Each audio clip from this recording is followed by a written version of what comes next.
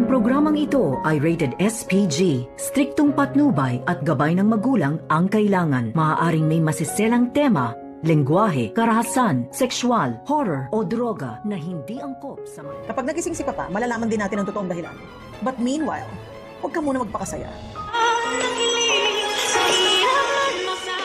Hindi nga inaasahan ni Moira ang marinig mula dito sa abogado ni Don Pepe na nagtanong nga itong si Moira na kung ano daw ang mamanahi ng kanyang anak na si Zoe.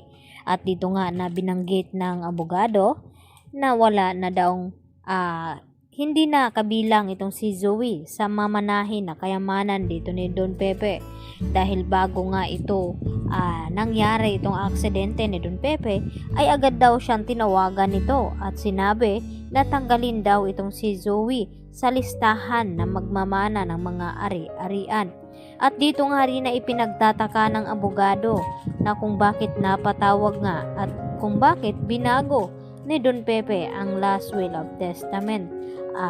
Agad naman na nagulat itong si RJ at Giselle at tinanong ni RJ itong lawyer na kung may alam ba daw siya na dahilan na kung bakit tinanggal niya itong si Zoe sa listahan na magmamana ng mga ari-arian dito ng kanyang ama. At dito nga na ipinaliwanag ni attorney sa kanila na wala daw nabanggit itong si Don Pepe na dahilan.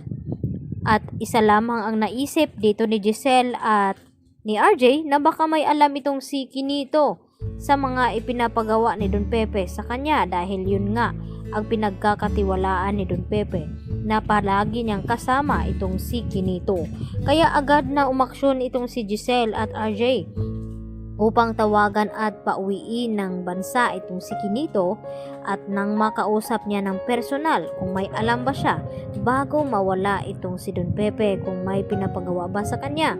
At ito na nga na ipapatunayan dito ni Kinito sa kanila bit-bit itong generic laboratory na ipapakita niya dito kina Giselle at RJ na siya nga ang gumawa nito dahil sa utos ni Don Pepe na dapat ay personal nilang ipapagawa bago siya madukot. At napag-alaman nga dito na ito ngang si Zoe at Annalyn ay hindi tunay na magkapatid at hindi anak ni RJ itong si Zoe. Kaya yun ang dahilan na kung bakit agad na ipinabago ni Don Pepe itong last will of testament. At dito naman na sinabi ni Giselle kay Moira na wag daw muna siyang magpakasaya sa ngayon dahil once na magising daw ang ama ni Giselle at RJ, malalaman din daw nila ang dahilan kung bakit agad na inalis itong si Zoe sa mana ni Don Pepe. At bago nga magising ay naunahan na nga sila dito ni Kinito dahil siya nga mismo ang gumawa ng laboratory dito kina Annalyn at ni Zoe. Kaya hindi magtagal ay mabibisto na nga ang mga pangloloko na ginagawa ni Moira sa kanila at ni Zoe. At agad nga na tumawag itong si Moira sa kanyang anak, agad na sinabi na ayusin na daw ang mga gamit at magbakasyon muna sila at magpakalayo-layo.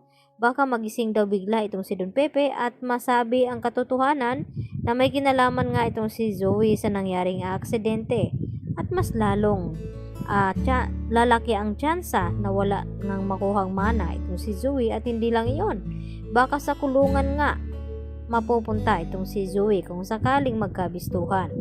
Kaya agad naman na kumilos agad din itong si Annalyn. Kaya napag-alaman nila nung tumawag itong si Kinito na kinakailangan daw nila itong makita ang mga documents na ibinigay nga ni Don Pepe bago mawala. Kaya magugulat ang lahat sa kanilang makita at malaman na itong si Zoe ay isang impostor. Yan po ang ating pagkatutukan bukas Biyernes sa Abot Kamay na Pangarap. Yan lang po at maraming salamat.